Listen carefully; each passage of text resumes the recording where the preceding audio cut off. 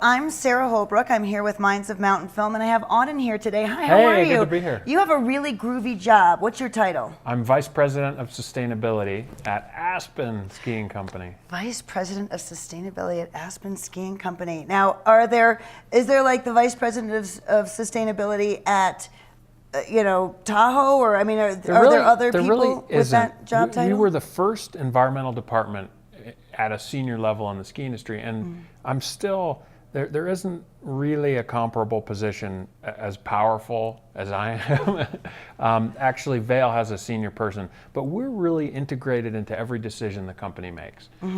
So that's unique, and I think what enables us to do some exciting things. So name some of the exciting things that you do. Well, our history has always been, let's do something, and then let's make the next ask a little crazy. So I'll give you a few examples along renewable energy lines. When I began, I said, hey, can I have $100,000 to make a hydroelectric plant out of our snowmaking system? And it'll make clean energy in spring, but it'll use that infrastructure. So water runs down the hill in the spring, and you run it through a turbine. Yeah. Yes, you can have $100,000. So I did it, it worked. Okay, can I have $1 million to do a utility scale solar array? Yes, we did it, it worked. Okay, can I have $6 million to do a coal mine methane capture project at a mine that will turn vented methane into electricity? Yes. So now, that's the beauty. We're privately held. Our ownership supports what we're doing, and if we do it and it works, then the next ask, someone said to me, well, your next ask is $30 million. I know, exactly. So, what are you going to do with the money? Right. So, and it's all, we make money on the project. So that's an example of the kind of freedom we have. Wow, that's nice. And you've been there for a while. I mean, it's baby steps, I've been there right? almost 15 years. Yeah, sounds like a great job. Now, you didn't come to it from the ski industry side of things, right? You were... I was in the nonprofit sector. I was with Rocky Mountain Institute with Amory Lovins, who's the guru of... The genius. Yeah, he's a genius. He sort of looks like Einstein. Oh yeah, except his hair's dark still, right? But it is like very kind of mustache, flyaway, slide rule, collapsible cup. Yeah. And his deal is, look, it's cheaper to save energy than to generate it. Sounds good to me. And so that, really what I did is I started trying to take those ideas and apply them in the corporate world. Now, Telluride and Mountain Film is kind of all about making good decisions with energy for our future. Is this the first time that you've been to Mountain Film, or have you been here before? You know, I taught high school at Colorado Rocky Mountain School in Carbondale, and we took a group down here to Mountain Film 15 years ago. But it was a totally different deal. It wasn't the finely tuned machine that your husband has developed. Hey, listen, baby steps all the way. Well, it's 35 years old this year, so obviously it grows, and I don't know, gets more improved over the years. Yeah. So do you remember what the students' impression of it was?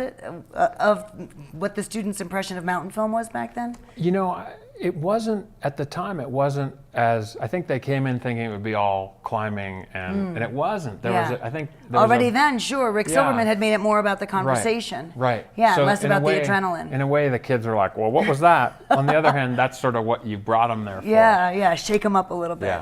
Yeah, so you were part of the symposium yesterday. Give me your thoughts on that.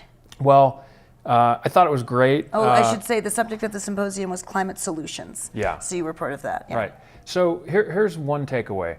I've spent a lot of my life going to do presentations in venues where nobody shows up because of my field being climate change. And to go and have a room of 700 people? Yeah, with people lying on the walls. On a sitting on the floor. Friday morning, stacked with people on obscure climate science and policy. It's a pretty good show, isn't it? So hopeful to me. And then I thought, well, it's packed now, but when I talk, they'll all leave, and they were all there. Yeah. So that's a huge statement. And then the content was really valuable, I think, and pushes people. Where, as an example, Tim DeChristopher talking about the big NGOs on climate, they're not really doing enough, and they're fighting. In some ways, his group is fighting them a little bit. Well, that's an interesting idea. And then Dan Nocera from Harvard Solutions, he's working on.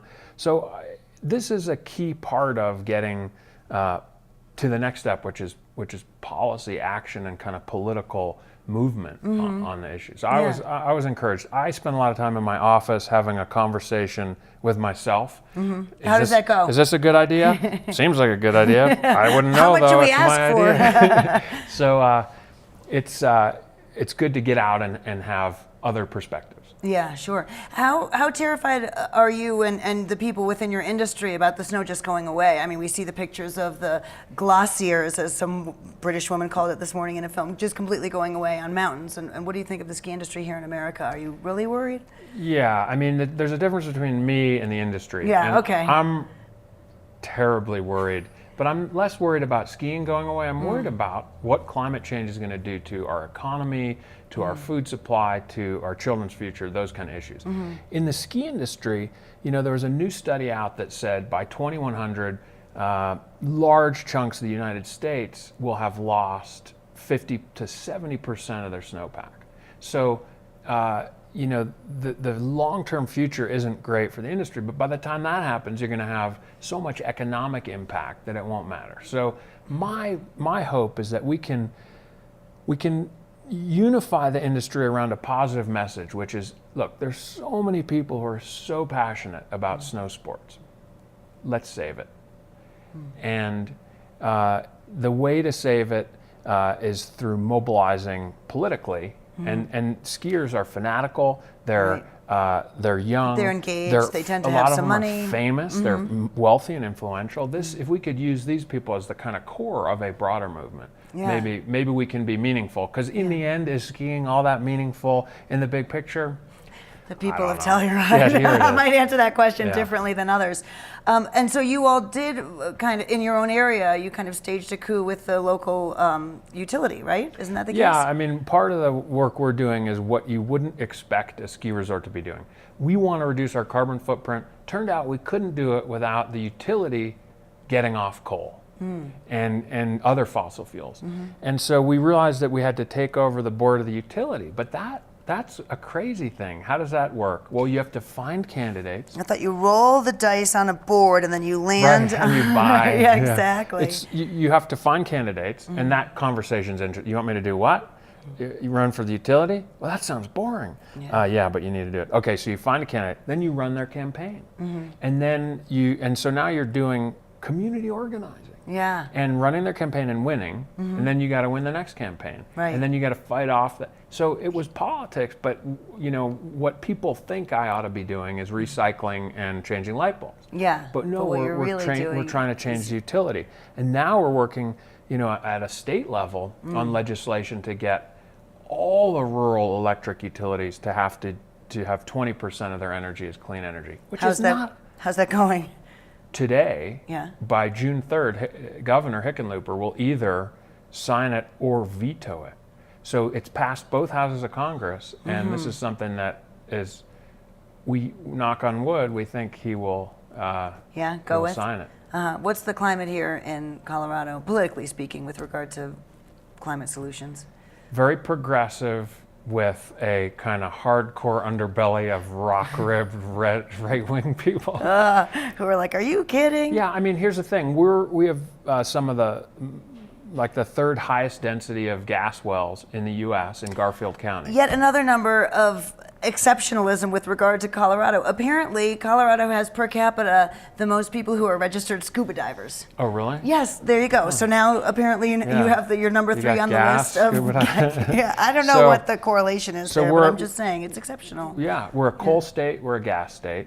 We have led, our previous governor, Governor Ritter, created the concept of the clean energy economy. We have the National Renewable Energy Lab. We have Rocky Mountain Institute. We have Vestas wind turbines is located in Colorado. So we have solar and wind resources. So we're this interesting mix that kind of defines modern America. But this year, and this informs climate, we passed civil unions, we passed gun control. So we're this interesting, a few other interesting bits right, of legislation. left, purple state. Yeah, yeah.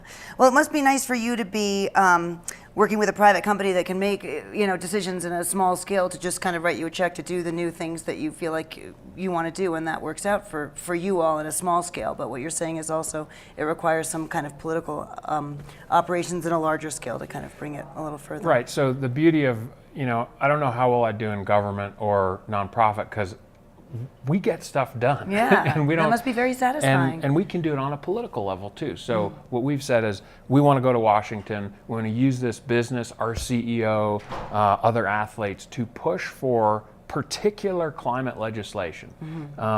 And we can do that. We can use the company's name and we can use the resources. Well, that's crazy. Again, it's not what you'd expect someone in my position to be doing, but that's the most effective thing we can do. If we can use the soapbox, the clientele, and the name Aspen to push. Sure.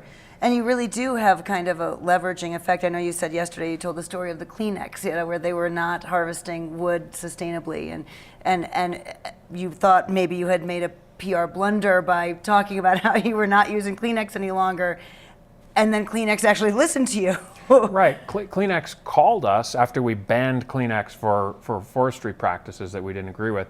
And the issue was, we don't want Aspen to not use Kleenex, because those people may own companies that use a lot of Kleenex. Yeah, right. And it's an influential name. So we didn't, cause the change that happened at Kimberly-Clark, but Kimberly-Clark changed. We were a piece of it. And they became aware of it, perhaps because of the soapbox that you all get to stand on. Yeah, so that's nice. We try to do a little bit of that here at Mountain Film too, where we just get a lot of people who are influential, smart, interesting, trying to change the world. What have you seen that you've been inspired by here? Well, I'm inspired by the opportunity for a kind of a social movement on climate that's like civil rights, that gets the moral nature of this problem, and that gets that the status quoism of society is not good enough. Well, there's status quo in government, there's status quo in the big environmental groups, and I think there was a kind of a suggestion here of people getting a little fed up. If you understand climate science, it's very hard to seem rational and to seem like you're not totally insane. I feel this extreme urgency, and you talk to people and you grab them by the collar and they say, what? Or we'll adapt. Exactly. But not my problem. You have, CEO, government leader, you have a responsibility to understand what's going on with the science. And we always have as Americans. And only in the last few decades have we started to say, I'm going to believe what I want. Right. And on climate, it's very much, that's crazy. So I'm not going to believe it. Yeah. Oh, I agree. Is there anything that I haven't asked you that you want to talk about? Well, let's talk about, there's one kind of issue that I'm obsessed with. Ooh, what is it? which is, I'm in the corporate sector, and what corporate environmentalism is today. Okay. You want to talk about that? Yeah, sure. Hit me with that. So most corporations, almost without exception, when they address environmentalism, or let's say climate, they reduce their carbon footprint. So they change light bulbs, they address supply chain issues, they build green buildings, and they are done. Okay. And what happens, there's nothing to criticize there. It does help a little bit. It helps a little bit, it saves them money, it reduces emissions, and it keeps the environmentalists from attacking them. Okay. But it does nothing to solve climate change, which is a huge systemic problem that needs policy action to be fixed. And so what you're saying is they need to get involved on the political level as well as on the level of the light bulbs? Right. The CEOs need to say, we need to solve climate, it's a business issue, and they need to be vocal. Now they don't, with some notable exceptions, Starbucks, Nike, Timberland. They don't because it's so uncomfortable. And you're sure, and it's going to be a lot more uncomfortable when you're wading through floodwaters. But if you make shoes and you're talking about climate, you will get a lot of calls from customers saying, shut up on climate, I just want my shoes. And it's a very brave CEO like Howard Schultz or Jeff Schwartz from Timberland. Who will be willing to do that. But these more and more businesses, I hope, are realizing we have to do this for our business. Okay, so if you're a CEO and you're listening, do this for your business. Oh, and by the way, for our planet. Right, and our children. here's how you do it. You join a group called BICEP that's part of the Coalition for Environmentally Responsible Economies series, CERES, in Boston. They have a business coalition. Okay. It includes Intel, it includes eBay. There's just one-stop shopping. It's like the Amazon of new environmental activism at the corporate level. Right, and it's a coalition of businesses, and we were just in DC. And here's the last point I'll make, and then I'll leave you alone. When a business person goes to Washington and makes a case on climate, it's a lot more powerful than when a hippie Some hippie, does. exactly, with beads around the neck. Or an environmental NGO. Well, we know what you're going to say. Yeah. But we showed up in Washington with pro athletes. And one, it's interesting. Two, it's a story. And three, the Congress people and the senators, they don't get to meet pro athletes. Yeah, so it's sure, cool, they take the meeting. And they'll remember that. Yeah, exactly. Well, thank you for that. I'm glad that you brought that to our attention. Yes. Auden, so lovely to have Good you to be here here. at Mountain Film. Thanks so much. Thanks for having me.